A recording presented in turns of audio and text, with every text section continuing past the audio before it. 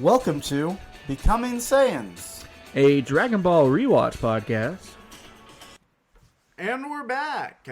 I'm Truman. And I'm Jesse. And this is Becoming Saiyans, a Dragon Ball rewatch podcast. On today's episodes, we watched episode 37 and 38, named Ninja Murasaki is Coming, and 5 Murasakis. Just getting into some trivia. Well, I guess first we should talk about some debuts for characters. We got some new characters in these episodes. Firstly, we've got General White's sisters in a picture. And then we've got Android 8. We've got the Chieftain. And we've got the 4 other Murasakis in the second episode. Also, we have a debut of two new techniques called the Boomerang Technique, or the Boomerang Shuriken, and then the Camouflage Technique, which, are pretty funny. In my opinion. Those are some funny ones to put in there, as these are new techniques. Technically, they are new, and he does call them techniques. Yeah. And there is also the Overturn Mat Trick, the Water Strider Technique, the Ninja Mist Shuriken, Water Strider Technique again, Art of Division, which isn't really actually a technique, because it's just, they're all there, But those are the debuts. Getting back into the trivia and differences from the manga is in the first episode, Sano's appearance, where she prays for Goku, exclusive of the anime, in case you're wondering, kind of probably figured. General White's description and visions of Ninja Murasaki feeding other ninjas are exclusive to the anime. In the anime, after Goku knocks him out of the tree, he drops a photo. That doesn't happen in the manga. He just knocks him out of the tree. Goku searches the house near the pond and finds the stew and also the dirty magazines. That's all in the anime, but that doesn't happen in the manga. He just immediately notices the pond. In the next episode, differences from the manga is one of the Red Ribbon soldiers bringing meal to the chieftain. Doesn't happen in the anime. And in the anime... you mean backwards? Oh, yeah, it doesn't happen in the manga. It's exclusive to the anime, sorry. It doesn't happen in the anime. And in the anime, the ninja throwing a fish into the pond, that doesn't happen in the manga. And then the scene where Sano's at home and her father returns, that also doesn't happen in the manga. And the subsequent scene where he tells him about the monster is also, because they don't see him there, that doesn't happen. No, that doesn't happen, yeah. Back into trivia now, for real. We got some trivia. We get to have at the start of the episode. This is the first episode again. Major Metallictron can be seen through General White's view screen. However, he still seems to have his left hand, even though it was destroyed with this Goku's power pole in the last episode. Yeah. One of the fighters from the Murasaki flashback resembles Spade from Fist of the North Star. Funimation likely noticed the resemblance because in their dub, while White has the line "You're already dead," the main catchphrase of Kenshiro. Funnily enough, General White's Japanese actor also voiced Spade in the anime adaptation of Fist of the North Star, which is another Toei production. Yeah, I would say, I kind of know what it is. I don't know. I've never watched it or anything. I also have never watched it, so... in the Japanese version and manga, Goku gets stuck on the number 18 instead of the number 25. Or, 26. Yeah, well, he gets stuck on what comes after 25. I He gets stuck on what comes after 18. I guess it matters how you want to word that yourself. Yeah. In the original version, Goku manages to find the ninja hiding behind the American flag. In the Arabic dub, they froze the scene when Murasaki switched to the other side of the flag, and Goku points out how he noticed Murasaki's feet are visible. So instead of having the American flag, it's just the tree. Yeah, but it's like I saw your feet. Yeah, makes sense. In the Funimation dub, it's the two women are talked about as being General White's sister. That he took advantage of. But in the Japanese version, originally, the two women are unrelated, which makes it one of the only known times the Funimation dub has made a scene in Dragon Ball even raunchier than the original Japanese version, as it implies Ninja Murasaki abused his position to and ninja skills to take photos of his superiors, female siblings in a state of undress without their knowledge. Which is like a whole bucket of worms we're probably going to get into, probably towards the end of the episode, not to spoil it. When we talk about our worst parts and our best parts, who knows what that one could fall under? The world may never know what we think about that episode. I think it's amazing. I think it's the best part of this episode. These episodes. And then in the trivia for the next episode, the floor panel where Goku found Murasaki's dirty magazines is put back in place. Even though Goku never did that, the actual compartment containing the magazines is completely missing as well. And the village village chief cell has an open window to the blizzard, but he's not wearing a jacket, which would there'd obviously be some cold wind blowing through. Yeah, I was gonna point it out, but they brought it up there. So, Jesse, I know we haven't done this in a while, but do you want to take the recap today? No. Okay. Well, I think you do. I think you do a lot better job than I do. Okay. Well then, I like my first thoughts on the episode being immediately afterwards. Okay. Previously on Dragon Ball, Goku has finished up his battle with Major Metallotron and heads up to the next floor to fight the dangerous, the deadly Ninja Murasaki. So fast that if you even see him, you're already dead. And anyways, Goku is way outclassing this guy completely. He's basically just a bum with a bunch of silly parlor tricks, but he is really fast. But outside of that, he's a bum with a bunch of silly parlor tricks. Goku is easily handing it to him, but that's how it goes with these things. Goku, being naive and a child, makes it very easy for Murasaki to keep this battle going much longer than it should have. It makes it more competitive.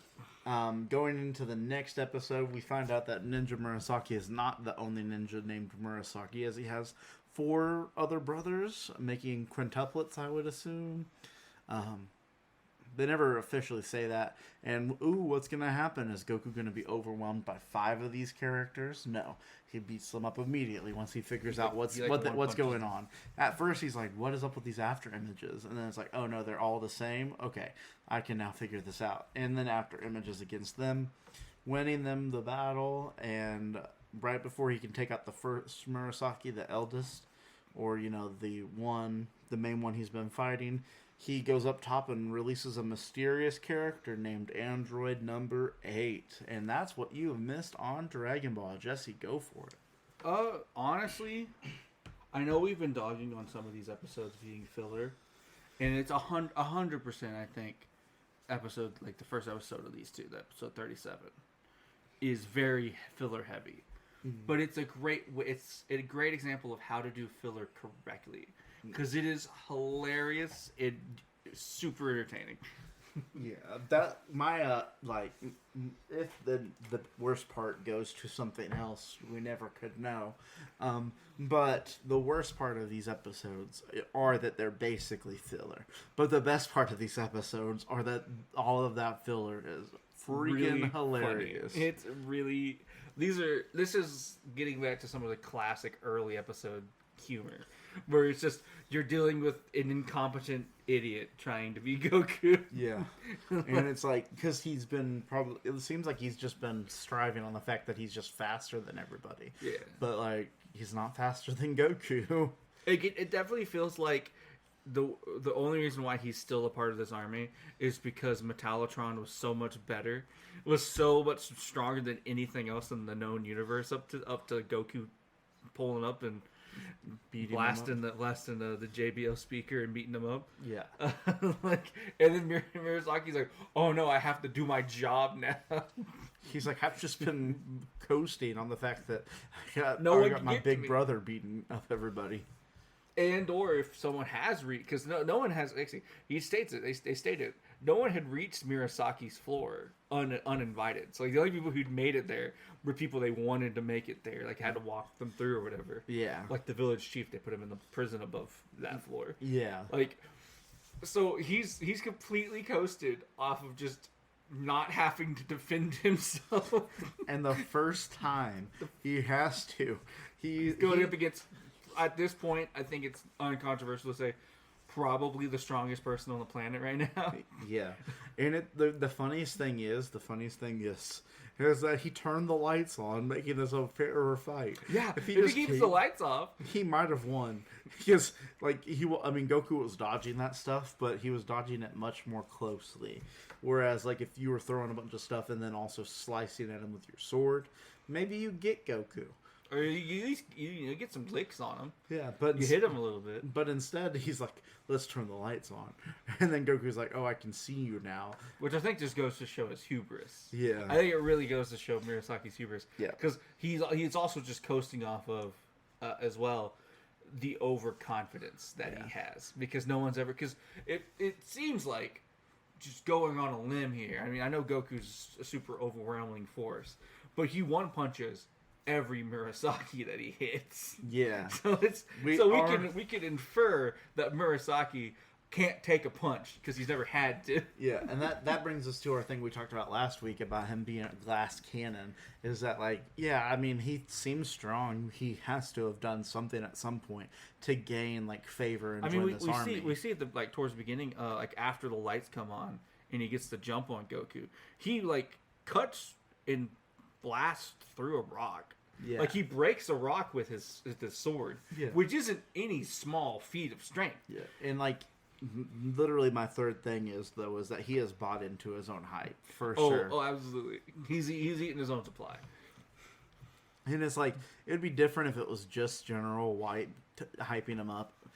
But it's like, he's even like, yes, I am this great. Yeah, I'm gonna beat you. Like, when he goes to race Goku, he's like, no one can keep up with me. Oh no, he's getting closer. he starts pooping, and then he throws some caltrops out.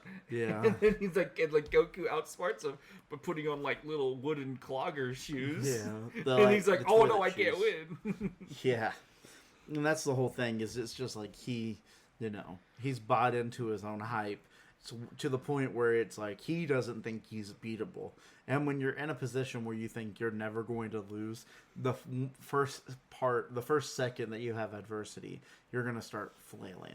So even if Murasaki might be stronger than what he looks like, the fact that he had to face adversity on literally the first on the scale that he has against Goku, especially. Yeah, but even before, like, the fight fully starts, it's the fact that Goku hits him with a rock and knocks him out of the tree. It's like, oh, okay, now I'm flailing. Oh, what can I do? What can I do? What is it? I'm gonna make you count to 30, and I'm gonna hide under a rock. It's like that sports cliche where it's like, everyone has a plan until you get punched in the mouth. Everyone has a plan until you get punched in the mouth. Or in his case, everyone has a plan until they get hit in the head with a rock. Yeah. It's like, yeah, what are you going to do? And obviously we see in this episode that he's a moron. Yeah. General Wright multiple times in these two episodes is just like, he's an idiot. He's a moron. This guy's so stupid. Yeah, General White, like, going into the fight was like, this is my ace up my hole. Yeah, ace up the sleeve. And then it's like, oh god. Oh god. No. His fatal flaw. He's stupid.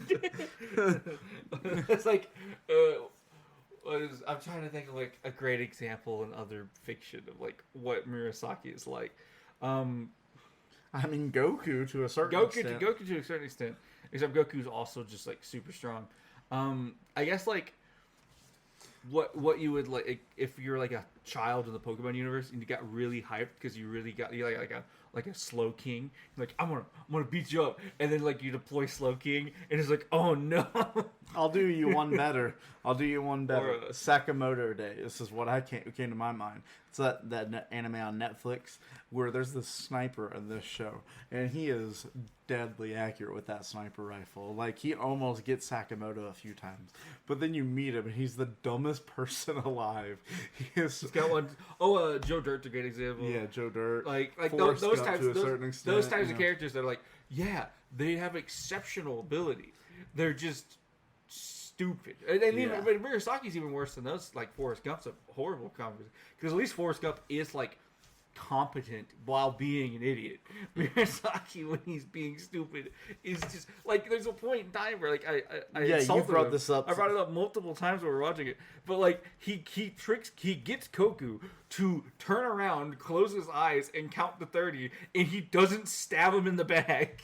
Yeah, he actually plays hide and seek with them. Yeah, that's on here too for me. Is that like they're playing so they're gonna play hide and seek now. Like, if you want to hear how filler this episode is, let's break it down for them real quick. Number one, Murasaki. Like, it takes us about 5 minutes to get up those stairs from Goku because they gotta jump to White showing us Murasaki's backstory of how cool he is. Yeah, he's a cool guy. Yeah.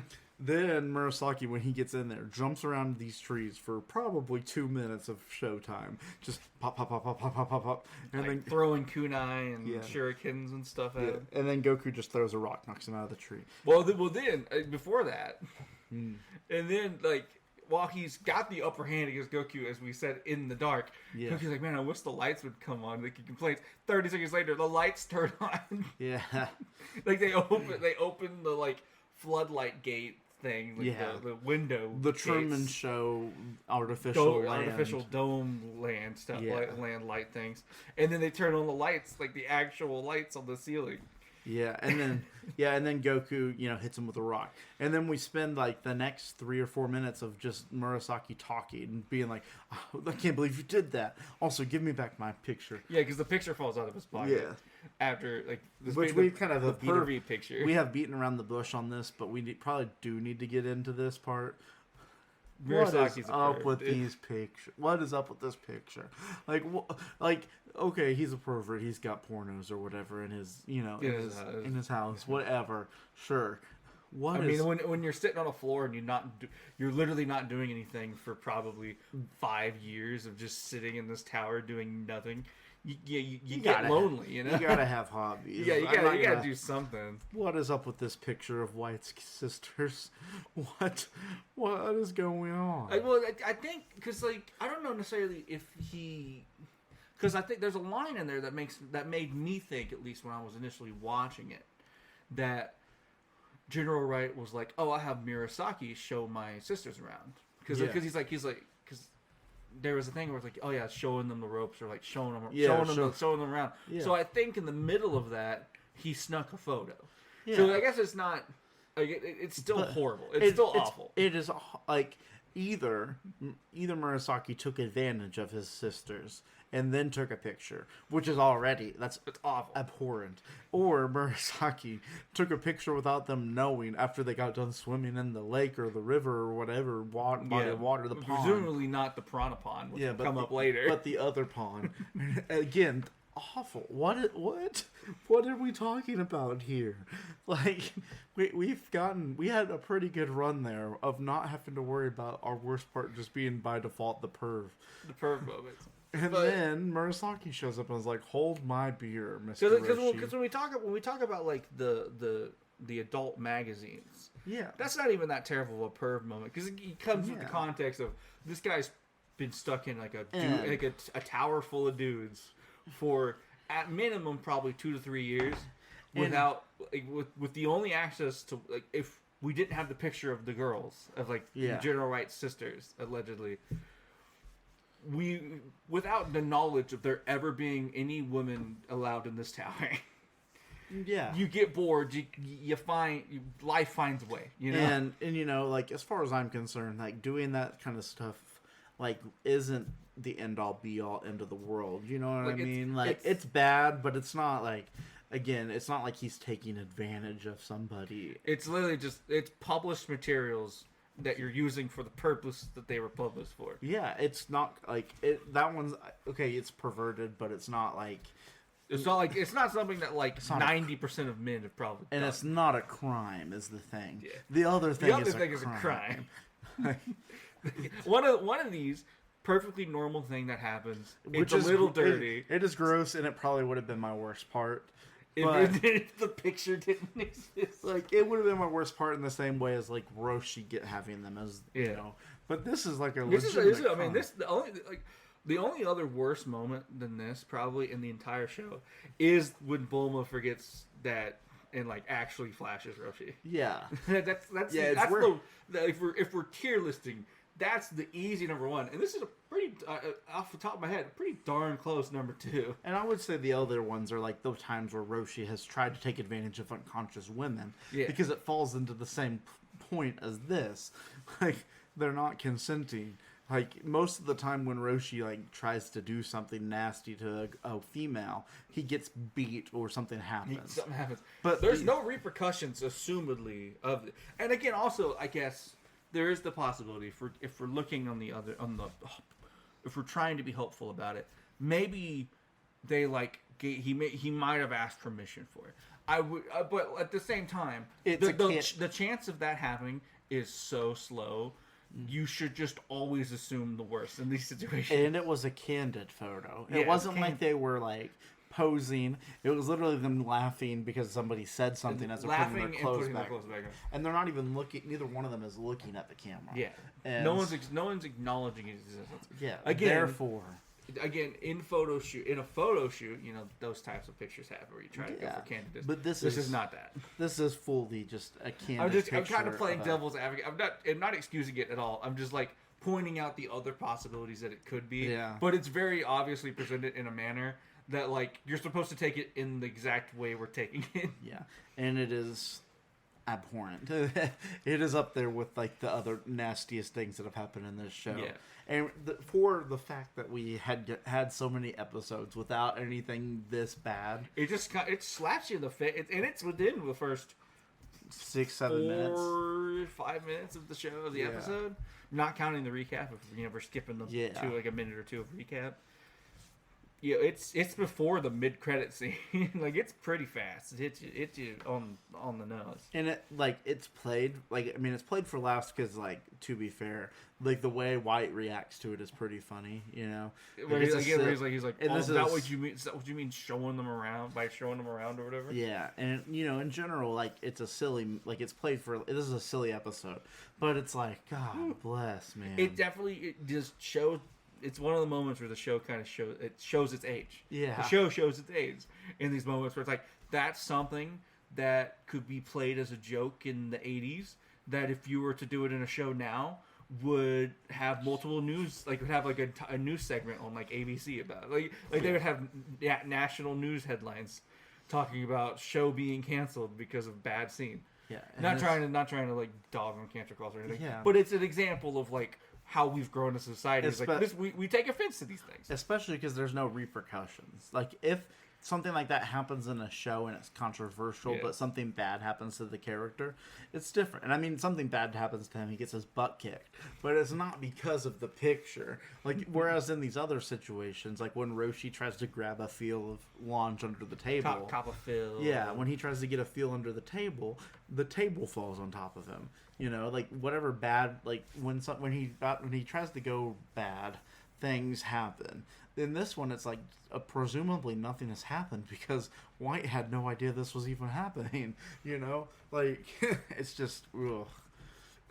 Gives you the heebie-jeebies. It makes me upset. Very upset. Yeah. This guy is a bona fide loser too because he has no tricks. It's like, oh, you're as fast as me? Well, I guess I lose then. Yeah, you're as fast as me? I guess I just gotta take advantage of the fact that you're very oblivious to things.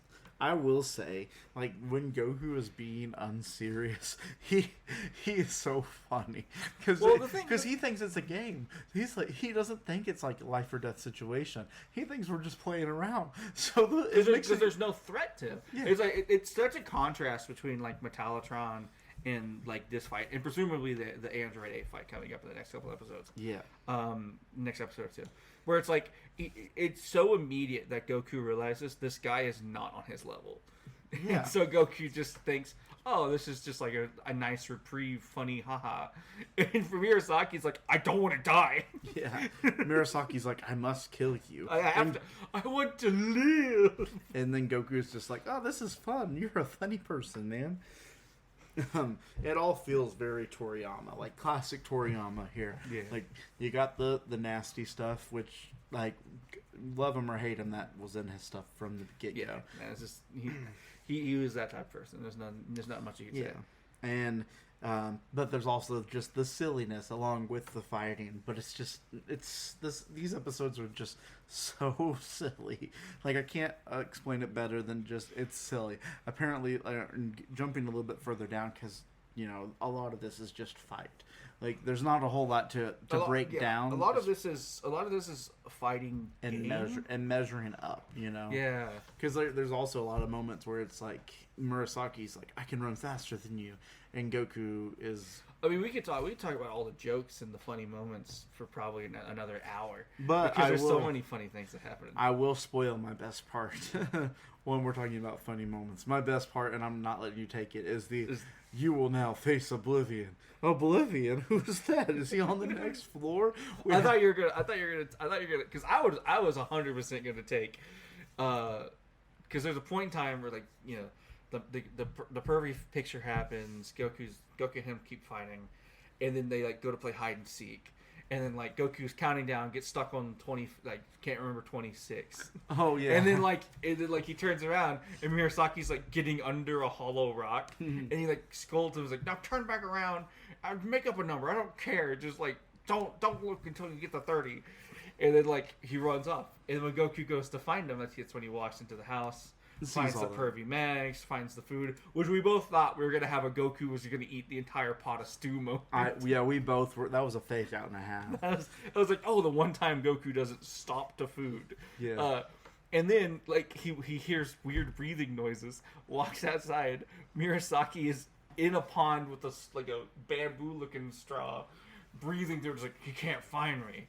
He's not going to do anything to me. And then a frog lands on his face under the water. And so he starts bubbling up. And Goku, remembering that there's a tea kettle on the stove next to the stew with boiling hot water, picks it up. What is the thought process here, Goku? What are you doing, man? Picks it up and then pours the entire kettle down the straw. What are we doing, Goku? What is the I know what experience have you been through, Goku? That's the step. You're like, oh, I don't know what's going on. There's something weird under this water. Oh, I know what I'll do. I'll pour boiling water down it. What? Boiling hot water. Did Uncle or Grandpa Gohan, your dad Gohan, did he teach you that? Did Gohan teach you to pour water down bubbling bushes or bubbling brooks in water? What are we doing here? We're just gonna get into it. I mean, immediately my best part of this episode, of these episodes, is because it's the most escalation of the entire episode of just like a funny moment. This is him literally just be like, I have an idea. Literally sets fire to this man's tongue and throat.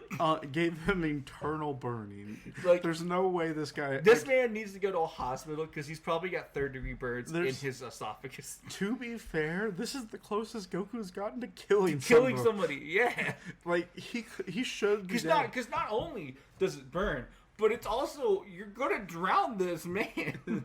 Like, it's twofold. You're pouring water down his airway, but not only but it's not just regular water. It's burning water. It's what are we? Again, I have to come back to who taught you this, Goku? Because Goku. Why was that your first thought? It's like, that seems weird. Let me pour boiling water. Because Goku has never done anything of this level. And I'm not trying to bag on him because, sure, kill this guy. He's an idiot anyways and deserves to die because of that awful picture. But, where did this thought come from? It is the ultimate question. Is I don't know how we got here, but it's really funny that we did. It's literally, I'm just like, Goku, what? What? But there's so many moments like this especially in the first episode, but even the second episode, where you just have to sit there and you chuckle. There's so much laughing. We had to pause it a couple different times while watching this because we were like, we're gonna miss something. We were dying of laughter. It got us good a couple times. That was the first one we had to pause it for. Yeah. Was when he picked up the kettle and poured the water down his. It's just like, what? And then the next one we had to pause at was the Oblivion line. The Oblivion line, yeah. Which is my best part because that's just so funny. Is that the guy on the next floor? Want to fight him? Who is this Oblivion? Is he on the next floor? Gosh, man. Maybe we're just in sleepy silly mode. Maybe, bro, it's not that funny. But in the moment, especially for me, never having watched these, it's so funny on a first viewing when you don't know it's coming. That's why like I hope you've watched these episodes before you got here, so you got to experience it blind for the first time.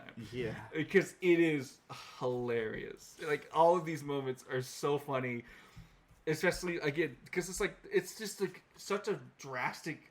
Because I thought like going into like he's gonna notice the bamboo stick it like in the water and like the bubbles coming up and he's just gonna like pick it up and just drag him up by his mouth because Goku's that strong. Yeah. But then no, boiling kettle of water. Which again, it's just like what Goku, what? It is. We've been on that for so long.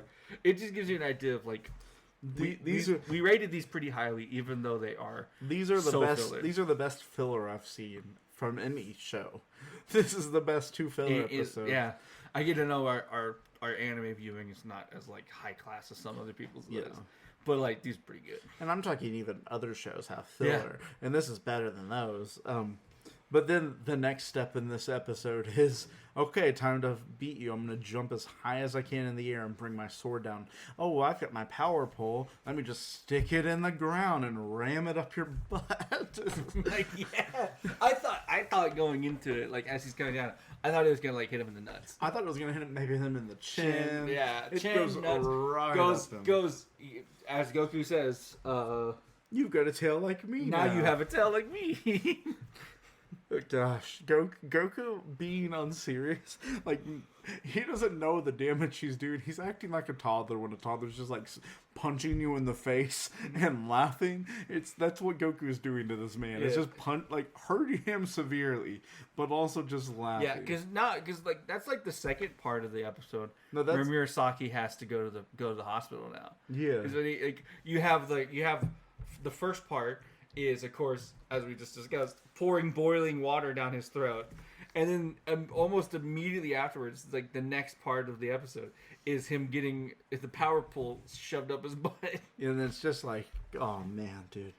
Like Goku fighting on Sirius is almost more dangerous than Goku fighting Sirius. Because when Goku's fighting Sirius, at least you know what he's going to be doing. When Goku is being unserious, it can go anywhere. He could just randomly be like, oh, look, here's poison ivy. Let me just rub it all over your face. I don't know. I'm silly right now. There's no consequences for me. I'm Bugs Bunny. Like, it does feel a lot. It does feel very Looney Tunes. But that's actually a great way to describe like some of the antics in these episodes. It's just very like, what if Goku was a Looney Tunes character? Yeah, because there's no consequences for him. But then Murasaki makes the fatal mistake. He cheats at this game. Yeah. It's like it's in that moment, like at the very end of the first episode, where Murasaki's sword's broken. His sword gets broken by Goku, and he's like, "I don't have a weapon. You gotta fight me with your bare hands." And Goku's like, going along with it, just sure. Just I guess having no fun. boiling water for you. Just my hand. Puts the power pole back up, and then Murasaki throws a Moon Knight boomerang thing. Yeah, whatever you want to call it. They gave it a name in the trivia. I don't know what it was. I've already closed. We're not well versed on our ninja theories. And it misses Goku first because Goku still sees it. And like it misses him on the first one, and he's like, "Oh my gosh, you're a cheater! I hate you." Yeah, it's like all this time we're just been playing. Like you're fine. You're not wearing the red armband. I don't know you're part of the Red Ribbon Army. Like we're just having fun now. And then you cheated. And now you're on my hit list. Yeah, and you cheated. It's time to lock in. And then I said, "Time for Goku to lock in." And then he gets hit in the back of the head. And now that's how the first episode ends with Goku seemingly being knocked out on the floor. Which I mean, like we all know that's not what actually happened. Like we've seen this guy take more than that. It takes more than that to knock out Goku. But like you're supposed to believe, like, oh no, Goku's out for the count. Yeah. But then we move into the next episode, and Goku is now furious when he wakes up. Oh yeah. Goku's seeing red. He went from, oh, this is a fun game, to no, now you have to be put down. You deserve this. We were playing. You don't understand, man. We were playing a game. It's fun. You broke the rules, though. And now you're getting excommunicated from this earth. It's time to kill. Get ready to learn heaven, bucko. But then we smash cut to Mr. Fuji. I mean, the village chieftain. Because when I saw him, it just reminded me so much of a Mr. Fuji from Pokemon. The guy, in case you don't know Pokemon, there's a guy in Lavender Town named Mr. Fuji. He's like the caretaker of all these lost souls of Pokemon. He's the caretaker of the tower. Right? Well, no, he's the caretaker. He's just a caretaker in town for like lost Pokemon. Gotcha. And what happens is Cubone runs away because his mom's ghost comes back, and so he runs to go meet up with his mom. And then Mr. Fuji goes to get him, and then gets captured by Team Rocket. You save him. Yeah. But he looks the character model looks so much like if Pokemon was made in the 80s, like Mr. Fuji was this chieftain from this village. It was a spitting image for me. Yeah. That was my whole thing. And then you see him, and he's stressing out. He's like, "Oh my gosh! Like, what are we gonna do? I won't eat while I'm your prisoner. How's my village gonna survive without me to lead it?" And then like he's also like, "Hey, I hear some noises down there. What's going on?" And they're like, "There's just some child in here thinking he's gonna save you." And he's like, "Oh no, a child! I'm gonna get a child killed for me. What am I gonna do? I've got to do something." Ooh, hot cocoa. Yeah, it's my favorite, hot cocoa. And then you just don't see him for the rest of the episode. He's just gone now. He's gone. Like you see him start to have an existential crisis about a kid he doesn't know trying to save him and like fighting everyone in this tower. And he's like, I figured stuff out. Yeah. And Goku goes back to being like unserious during this fight at this point because he just doesn't fear that Murasaki until he knows. I think he knows deep down. I think Goku knows deep down he has no way to kill me. Yeah, he's like, I broke his sword and he threw that boomerang thing and it did nothing to me really. It hurt, but it was never going to kill me. It's just a flesh wound. Yeah, even that. And so yeah, but he's so unserious. He's not bouncing around. He's just not even taking him serious at all until he hits the after image but hard move. Yeah, until Murasaki summons his 4 other brothers. Which at the moment I thought you hit so hard on your trivia where you said Murasaki was going to use a special move to create multiples. But he doesn't use a special move to create multiples because these are all real people. Yeah. So not counting that, just as another spoiler for later in the episode. Yeah. But when those 5 other ones show up, Goku's like, other ones. Yeah, the 4 other ones. It's like, oh no. I love how they all 5 had different weapons. That was cool. Yeah. Like I know that you had a gun. So you had original like OG. You had Murasaki A with sword. With a sword, which is broken, so he doesn't have it. Yeah. But he does have a sword because it comes back. I don't know where he got it from. But yeah. One of them has a sword. One of them has a sword. One of them has kunai, which is that the? It's a little like pointy arrowy thingy. Oh yeah. So, yeah. It's like throwable. Yeah. And then you have one with a gun, just a pistol, like a revolver. Yeah. You have one of them with blow darts. With blow darts. And you have another one that's like a kurikuri or something. Something like I know the name of it.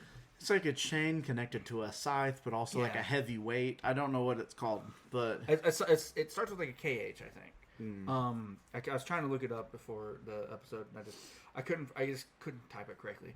But like it is like that was actually, I know something about that weapon where it's like it is one of the hardest weapons in like world history to wield correctly and like not hurt yourself, and because of like the weighted ball on one side, and you have the chain of like a super sharp blade. It's like and it can like be used utility to like climb things, grasp onto things, like it's also can easily like sever people's heads off if you swing it crazy. Like it is probably the best weapon in the entire lineup. That's not just I cast gun.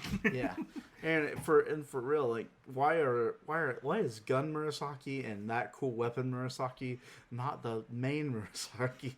They all seemingly are the same speed. Like why is this one? They're all the same person but with different weapons.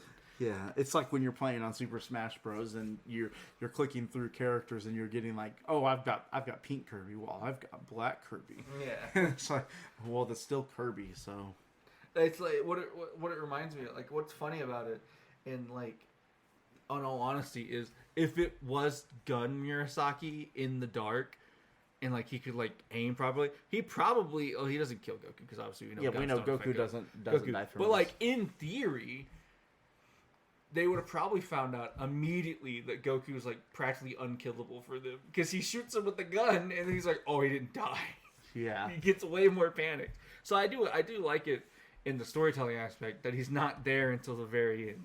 Yeah, it is nice from a storytelling point of view that it's not. But just it is a really sniper funny or that the face of the Murasakis is not the super dangerous weapon or the gun. Yeah, and then I love that like Goku realizing that they're like at first he's getting his butt kicked a bit because he's like, what is going on? Because he's going into it thinking all he's ever seen is after images. He hasn't seen like hard what's images. happening. Yeah. And then like they make their sole mistake in this moment is to tell Goku exactly what is going on, which is literally just like because we're actual people. Yeah, because at that point Goku like might have lost. Like he just off of brain overload. Yeah, he was just like, what is going on? What? Because he's at one point he literally is just like, I gotta hide until I figure out what the heck's going on because I'm getting my butt kicked out here and I don't know what's happening. And then once they tell him, he's like, oh, so I have to punch all of you, not just the main one. Okay, I can do that. And then he just one punches everyone. And this is where I'm going to jump in and say that while this is happening, we're also getting a little bit of a B plot from Sano, where we're back at Sano's house. Her dad comes back from a hard day of digging for the Dragon Ball fruitlessly. And he gets told, oh, there's a boy. We've saved him. He ran off to the tower. I guess he's going to kill everybody there. We don't really know. He basically, like, what they pretty much tell him is he ran off to save the chief. And he's like, why would you let one small child run off to save the chief? He's like, you don't understand. We couldn't stop him. And anyways, he's like, well, he's dead because there's a scary monster. And then, like, for the first time since, like, right before Goku beat up the first two soldiers, starts to actually doubt Goku's ability to win. Yeah. Which is, like, it's kind of gives you a great idea of, like, how, not only how worried Juno is, but, like, how confident she's been in him up to this point. Where it's like, even though she's worried about him being okay, she hasn't been like super worried in the fact of like thinking he's not going to win until her dad's like, yeah, anyways, let me just piss on your party real quick and tell you that he's gonna die. And when the first shadow we see of him, it's like, oh, he's gonna have to fight Frankenstein. Why didn't we save this for the Halloween movie? But it turns out it's an android named Android Number 8. It's an android named Android Number 8, yeah. But I will say the model does have like Stitch face, like Frankenstein. Yeah. And like it is the classic OG Frankenstein model, like the hair, the flat top. Only thing it's missing is the bolts on either side of the head. Yeah. And it's so obviously like a Frankenstein reference. Yeah, and we also know that Goku struggles with these robot people because he struggles with Major Metallotron. And the big reason why he struggles is because he doesn't understand robots. He doesn't understand technology enough to realize, like, I need to go all out because the only way to stop this thing is kill. Like, fully destroy it. Yeah, and because he's so used to fighting flesh people. Like, and Goku doesn't want to kill people. It doesn't like to kill people. We don't really see him kill anything. That's why like he holds himself back so often. Yeah, it's because like he's like, I'm only going to hit you with enough force to win. Yeah, and it kind of reminds me of like a silly version of like when you're reading like a Justice League comic book or an Avengers comic book, and they're like, we can't kill these people, and then it's like, Clark, they're aliens, and it's like, oh well, then and just burns them. It's like, Clark, they're robots, they can't feel. Oh well, that's all you had to say. I'm just gonna start ripping these things apart. I haven't watched it. I haven't watched the new Superman movie. You have, yeah. But I know there was like a moment where like he's fighting like the ultimate bad guys. I don't know a whole lot. Yeah. But I just know like when he goes into like the final yeah, climactic you're talking fight. about when they land in the like baseball field or whatever. And he realizes oh, you can take a punch, and then he just starts swinging. Yeah, it's in that moment. It's like it took Goku until he realized that Metallotron, like, I need to go out before he really starts letting it happen. Yeah. It's like it's the thought process that Goku's in, where it's like, Yeah. I don't want to hurt you. That's oftentimes I think why he toys a little bit at the beginning, unless it's like he already going in like, I'm gonna have to go all out against this person. Yeah. Because he wants to be like, how hard can I hit you and not instantly vaporize you? Yeah, and for sure. But also, I still have to win. Yeah. And that just, knowing that Goku also is completely oblivious to stuff, like knowing that his name, he literally thought the name of a character was Oblivion in the last episode. So him hearing, wake up, Android 8, he's going to be like, oh, another person? This isn't fair. I just beat up 4 others. Now you're going to go 2-on-1. But, like, he's not going to think anything of, like, Android. Because he doesn't even know Android. He doesn't know what an Android is. Yeah, he doesn't know what Oblivion is. Like, he's like, that's a new word. Android, I guess that must just be his name. Yeah. Which I guess technically It Android 8 is his name, but it's also his genre of person. Yeah, it's also the way to understand that he's got full of metal. Yeah. And so going into the next episode, apparently Android 8 is going to be making his appearance. We don't really know much about him at this point, but that's where the cliffhanger is. So, Jesse, you got any final thoughts you want to bring up before we start getting into our closing parts? I love these 2 episodes are so great. They're, again, not saying that like past episodes have been like bad, but like it definitely feels like we're back into like here's like Meat and how potatoes. good that Dragon Ball has been like in recent and like past episodes. Like we're finally hitting that point where it's like, okay, here we go.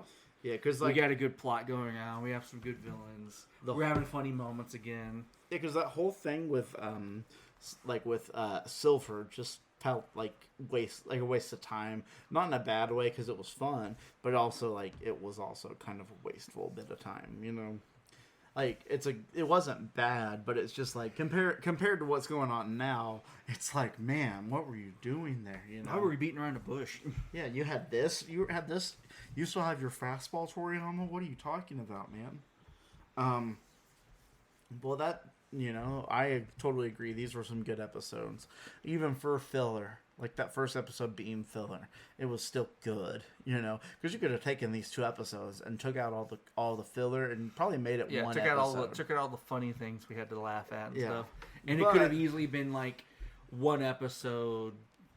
Because the midpoint break could have been the 5 Murasakis like you thought it would be, and then the second half of the episode would have been him beating them up in Android 18 or Android 8 being released. You know. And it's like, okay, well, yeah, like, there we go.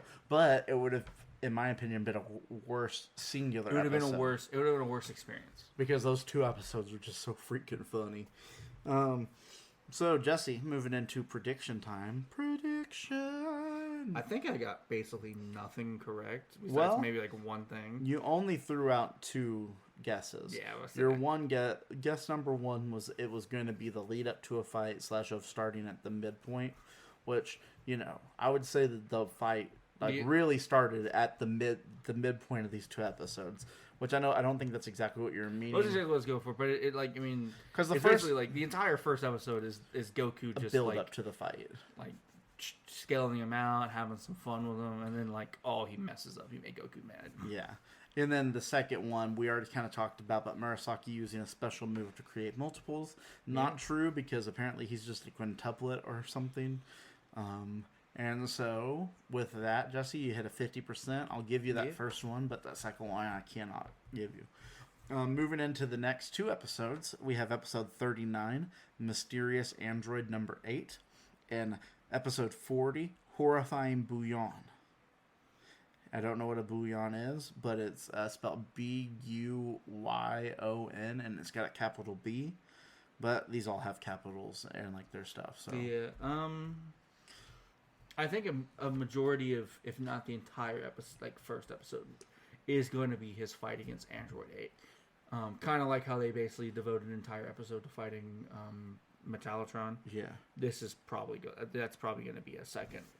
We're going to have to fight this dude. Okay. And then Bouillon. I don't know what it is. I don't know what it is. I've heard Bouillon. Yeah. No idea what it means. No idea what it is. I don't know if it's a noun or a proper noun from just the title and even the little synopsis. Yeah. So that one is shot in the dark. maybe like a special move of something, or like a special weapon that like maybe at best the first episode is him fighting Android 8, and then like Android 8 pulls out like a special weapon that's like a bouillon or something, Okay. and all like right. shoots him in the second episode with it or whatever, or cuts him or something. I feel like I should know that. I have a lot of confidence. We're gonna go sit down and watch those like And episodes. you're gonna be like, oh, I'm like, oh yeah, that's what bouillon means. yeah. Well, I like it. I like those two guesses. Moving into the next part, Jesse, I'm gonna let you take your worst part. I'm gonna let you take it. You get the low hanging fruit. Go ahead and go for it. It's the picture. It's the picture of the twins. Yeah. Not twins, but the sisters. Yeah. I don't think they were twins. But that's also my worst part. The honorable. There's nothing much else you can give it to besides, I guess, like opening it up and there's the porn mags. And then the other honorable mention I was going to bring up is the filler of it all. If you hate filler, like, you're probably not going to like these episodes. I would say give them a try because these are funny. But if you don't like filler, that's probably going to be your worst part. But outside of that, that's literally... Yeah, outside of the two like pervy moments And then... and the fact that it is filler. Again, this is some of the better filler I've ever seen. Yeah, I would say the pervy moment, that one major, the sisters pervy moment, drops the rating from this from like a 9 to like an 8.5. Like, by itself, it's worth a whole like half point in my opinion. But outside of that, these are really good episodes. And so then your best part, Jesse, I think you already kind of spoiled it, but go ahead and I'll let you rant. It's him grabbing the teapot or tea kettle and just pouring the steaming, boiling hot water down the straw. It's so ridiculous. It's so funny. I already know what you're gonna pick too. Mine is Oblivion. Yeah. Who's that? Is she on the next floor? Which just like the another level to that joke is that Murasaki is getting ready to give out his like final death blow on this kid. And Goku was like, so when you lose, the next guy's name is Oblivion. Yeah, he's even more insulted too. Yeah, it's like Murasaki's like, I'm going to end you. I'm going to send you to the void known as Oblivion. And Goku's like, so when you lose... You're sending me to Oblivion? You Oblivion? Like, Oblivion is a guy? Can you give me like a hint so I can figure out what he's about? Is he stronger than you? Like, just so Are you good. challenging me? Oblivion? And so then, Jesse, I guess we should just wrap this up. So, thank you all for listening to us. I've been Truman. I've been Jesse. And I want y'all to know that you can reach out to us at becomingsaiyans@gmail.com. I want you to remember that I forgot to put the promotion in before we started doing the outro. And also, you can find us on Twitter, on Instagram, and on TikTok at Becoming Saiyans Pod. And the adventure continues. Bye!